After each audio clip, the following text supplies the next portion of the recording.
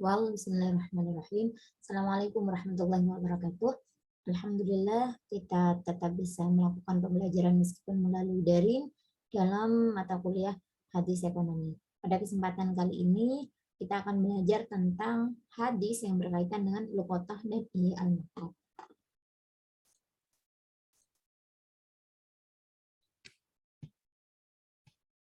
Luqatah, al-luqatah atau barang temuan adalah suatu barang yang hilang dari pemiliknya lalu ditemukan dan diambil orang lain.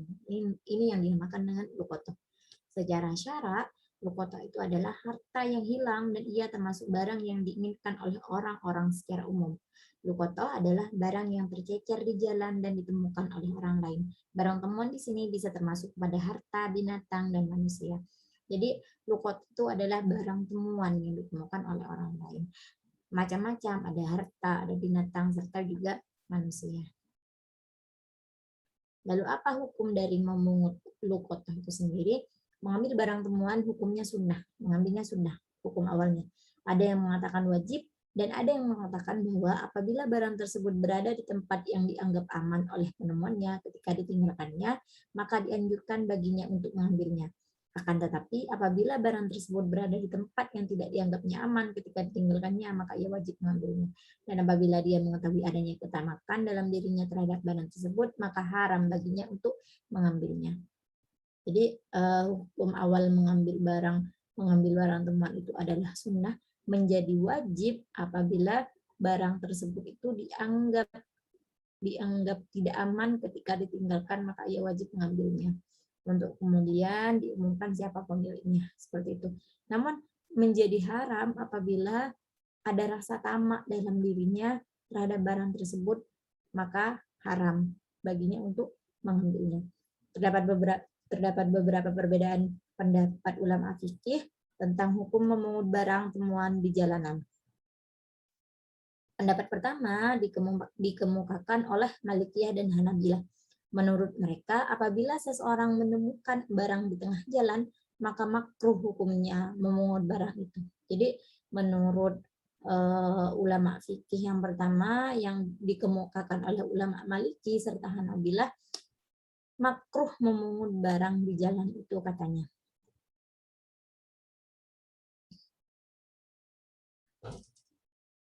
Karena apa? Perbuatan itu boleh menjerumuskannya untuk memanfaatkan atau memakan barang yang haram. Akan menjadi makruh, ditetapkan akan menjerumuskan orang yang mengambil barang di jalan itu memanfaatkan atau memakan barang yang haram. Lalu pendapat kedua dikemukakan oleh ulama Hanafiyah dan Syafi'iyah. Menurut mereka, jika seseorang menemukan barang atau harta di suatu tempat sedang pemiliknya tidak diketahui, barang itu lebih baik dipungut atau diambil. Apabila orang yang menemukan khawatir barang itu akan hilang atau ditemukan oleh orang-orang yang tidak bertanggung jawab. Apabila khawatiran ini tidak ada, maka hukum memungutnya menurut mereka boleh saja. Ini menurut ulama Hanafiyah dan Syafi'iyah, wajib memungut barang temuan yang di jalan untuk diambil. Akan tetapi apabila orang yang menemukan khawatir barang itu akan hilang atau ditemukan oleh orang-orang yang tidak bertanggung jawab, itu wajib ya. Dan apabila khawatiran itu tidak ada, maka hukum memungutnya menurut mereka boleh saja. Boleh dipungut atau boleh tidak diambil. Lalu apa saja macam-macam dari luqatah itu sendiri? Yang pertama adalah benda-benda tahan lama. Benda-benda tahan lama itu banyak ya. Misalnya emas, perak, pisau, gergaji, meja, dan lain sebagainya. Lalu yang kedua benda-benda yang tidak tahan lama. Ada makanan di sini, ada tepung, buah-buahan, dan sebagainya. Lalu bagaimana hadis yang berkaitan dengan benda-benda yang tidak tahan lama itu? An Anasin, bismillahirrahmanirrahim. An Anasin radhiyallahu anhu qala marra Nabiyyu sallallahu alaihi wasallam bitamratin fit tariqi faqala laula anni akhafu an takuna minas sadaqati la aktuha, muttafaqun alaih. Artinya apa? Dari Anas radhiyallahu anhu, dia berkata, Rasulullah sallallahu alaihi wasallam pernah menemukan sebutir kurma di jalan. Beliau sallallahu alaihi wasallam bersabda, kalau saja bukan karena takut kemungkinan kurma itu bagian dari zakat sedekah, tentu aku akan memakannya. Hadis riwayat muttafaqun alaih. Yang ketiga, benda-benda yang membutuhkan perawatan seperti padi harus dikeringkan atau kulit hewan perlu disamak. Yang keempat, barang-barang yang memerlukan perbelanjaan seperti binatang ternak unta, sapi, kuda, kambing, dan ayam. Pada hakikatnya binatang-binatang itu tidak dinamakan al-luqatah, tetapi disebut al-dolalah, yakni binatang-binatang yang tersesat atau kesasar. Jadi ketika menemukan binatang seperti unta, sapi, kuda, kambing, dan ayam, itu sebenarnya bukan termasuk barang temuan atau luqatah, tapi disebut dan ad-dolalah, yaitu binatang-binatang yang tersesat atau kesasar. Barang temuan atau luqatah akan berada di tangan penemunya, dan penemu tidak berkewajiban menjaminnya jika rusak, kecuali bila kerusakan tersebut disebabkan oleh kecerobohan atau tindakan yang berlebihan. Ia wajib mengumumkan barang itu di tengah-tengah masyarakat dengan segala cara dan di semua tempat yang kemungkinan pemiliknya berada. Jika pemiliknya datang dan menyebutkan tanda-tanda khusus yang menjadi ciri utama barangnya, penemu wajib menyerahkan barang temuan itu kepadanya. Jadi seseorang yang menemukan barang temuan di jalan atau di tengah jalan, maka wajib mengumumkannya, baik tahu keberadaannya atau tidak paham keberadaan orang yang kehilangan. Ini hadisnya ya. Artinya, dan telah menceritakan kepadaku Abu At-Tahir Ahmad bin Amr bin Syar, telah mengabarkan kepada kami Abdullah bin Wahab, telah menceritakan kepadaku Abdul Haq bin Usman dari Abu An-Nadr, dari Bushr bin Sa'id, dari Zaid bin Khalid al-Juhani. Dia berkata, Rasulullah Shallallahu Alaihi Wasallam pernah ditanya mengenai barang temuan, maka beliau menjawab, umumkanlah sampai setahun lamanya. Jika ada orang yang mengenalinya, maka kenalilah tali dan wadahnya, kemudian makanlah. Jika pemiliknya datang, maka kembalikanlah ia kepadanya.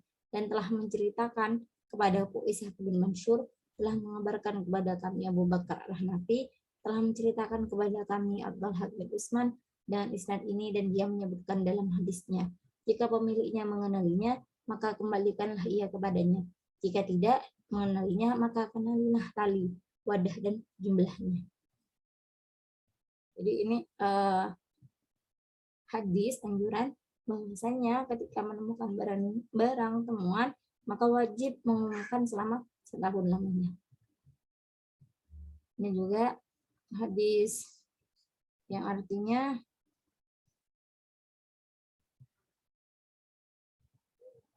Bismillahirrahmanirrahim. Haddatsani Abu Tahir wa Yunus bin Abdul A'la qala haddatsana Abdullah bin Wahb qala akhbarani Amr bin al-Harith an Bakr bin Sawadah an Abi Salim al-Jaishani an Zaid bin Khalid al-Juhani an Rasulillah sallallahu alaihi wasallam annahu qala man awadallatu fahuwa dallun ma lam yu'arrafuha. Dan telah menceritakan kepadaku Abu Tahir dan Yunus bin Abdul A'la, keduanya berkata, telah menceritakan kepada kami Abdullah bin Wahab, dia berkata, telah mengabarkan kepadaku Amr bin Harith dari Bakar bin Sawadah, dari Abu Salim al-Jaishani, dari Zaid bin Khalid al-Juhani, dari Rasulullah SAW, bahwa beliau bersabda, barang siapa menyembunyikan barang temuan emas atau perak, maka dia bersalah selama tidak mengumumkannya. Jadi barang siapa yang menemukan barang, baik itu emas atau perak semisal, maka akan bersalah dia statusnya jika tidak mengumumkannya. Status luqatah. Mengenai permasalahan mengambil barang temuan ini, terdapat perbedaan pendapat di kalangan para ulama. Menurut Imam Abu Hanifah dan Imam Syafi'i, yang lebih utama adalah mengambilnya, boleh mengambilnya. Dengan pertimbangan apabila orang yang menemukan khawatir barang temuan itu akan hilang atau ditemukan oleh orang yang tidak bertanggung jawab dan mengakibatkan tersia-sianya hal tersebut. Sementara itu, di sisi lain orang muslim wajib menolong saudaranya sama muslim, yaitu dengan memelihara luqatah tersebut. Sebagaimana hadis Nabi Shallallahu Alaihi Wasallam yang diriwayatkan oleh Bukhari sebagai berikut: Man nafsun an muslimi kurabatuh min kurabatid dunya min kurabid dunya nafsullahu anhu kurbatu min kurabih yaumil qiyamah wa man yasiru ala sirullahu alaihi fid dunya wal akhirah wallahu fi aunil abdi fi auni akhihi. Siapa yang memberikan keluarga terhadap orang miskin dari duka dan kabut dunia, Allah akan meluangkan dari duka dan kabut kiamat. Dan siapa yang memudahkan kesibukan seseorang, Allah akan memberikan kemudahan dunia dan akhirat.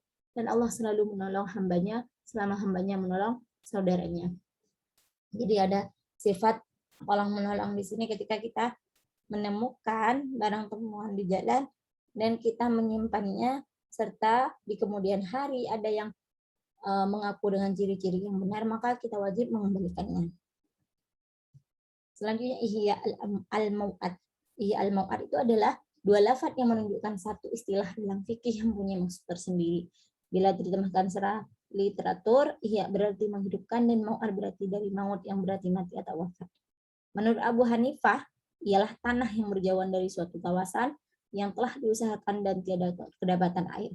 Menurut mazhab Maliki, tanah mau'ad ialah tanah yang bebas dari kepemilikan tertentu melalui usaha seseorang dan tidak ada tanda-tanda sebab ia telah diusahakan. Menurut Al-Mawardi dari mazhab Syafi'i, tanah mau'ad ialah tanah yang belum diusahakan. Tanah mau'ad ialah tanah yang di atasnya tidak ada kepentingan apapun dan terbiar, baik disebabkan oleh ketiadaan air maupun ditenggelamkan air dan sebagainya. Hak membuka tanah dalam Islam disebut ihya maut atau ihya al-mau'ad, yaitu menghidupkan tanah yang mati atau tanah kosong. Jadi al-maut itu adalah menghidupkan tanah yang mati atau tanah kosong. Adapun landasan hukum menghidupkan lahan kosong atau ihya al-mau'ad yaitu mustahab yang didasarkan pada hadis Nabi Shallallahu Alaihi Wasallam yang mengatakan bahwa menghidupkan lahan mati akan mendapatkan pahala dari Allah. Dalam kitab Kifayat al-Akhyar, hukum menghidupkan lahan kosong adalah jaiz atau boleh dengan syarat orang yang menghidupkan lahan tersebut adalah muslim dan tanah yang dihidupkan bukanlah lahan yang sudah dimiliki orang lain. Jadi menghidupkan lahan kosong itu adalah bukan lahan yang telah dimiliki orang lain, dan ini hukumnya menghidupkan lahan kosong itu adalah jaiz atau boleh dengan syarat orang yang menghidupkan lahan tersebut adalah orang muslim atau orang Islam dan tanah yang dihidupkan adalah bukan yang sudah dimiliki oleh orang lain. Ada dua kriteria penentu tanah mau'ad menurut hukum Islam. Pertama, tanah bersangkutan tidak pernah dimiliki dan tidak pernah diusahakan oleh seseorang atau disebut dengan harta mubah. Kedua, tanah yang pernah diusahakan oleh seseorang tetapi kemudian tanah tersebut ditinggalkan. Tanah-tanah yang demikian kriteria penentunya mengikuti amalan iqra dan tahjir, yakni adanya jangka waktu tertentu selama 3 tahun. Ada dua ciri. Yang pertama adalah tanah yang tersebut tidak pernah dimiliki dan tidak pernah diusahakan oleh orang. Yang kedua adalah tanah yang diusahakan oleh seseorang tetapi kemudian tanah tersebut ditinggalkan. Nanti jangka waktunya di sini ditentukan kriterianya adalah selama 3 tahun. Fuqaha Islam berbeda pendapat mengenai perizinan perlu atau tidaknya izin pemerintah sebelum ihya al-mau'ad. Menurut Imam Abu Hanifah, perizinan pemerintah perlu sebelum usaha ihya itu dilakukan. Abu Hanifah menjelaskan bahwa barang siapa yang menghidupkan tanah mau'ad, maka tanah itu menjadi miliknya kalau pemerintah mengizinkan dan membenarkannya. Artinya siapa yang menghidupkan tanah mau'ad tanpa izin pemerintah, maka tanah itu tidak boleh menjadi miliknya. Sedangkan menurut Imam Syafi'i, tanah mau'ad boleh dimiliki semata-mata dengan ihya dan tanpa harus mendapat izin pemerintah terlebih dahulu. Jadi ini perbedaan pendapat antara Abu Hanifah dengan Imam Syafi'i.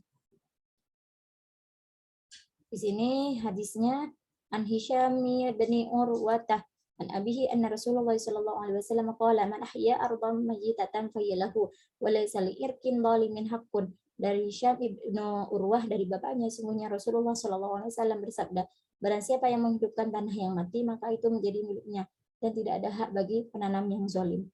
Hadis yang kedua an Aisyah radhiyallahu anha anna Nabiy sallallahu alaihi wasallam qala man a'mara ardan laysat li ahadin fa ahakun qala Urwatah qada bihi Umar radhiyallahu anhu fi khilafatihi. Dari Aisyah radhiyallahu an, Nabi sallallahu alaihi wasallam pernah bersabda, orang yang mengolah lahan yang tidak dimiliki siapapun lebih berhak untuk memilikinya.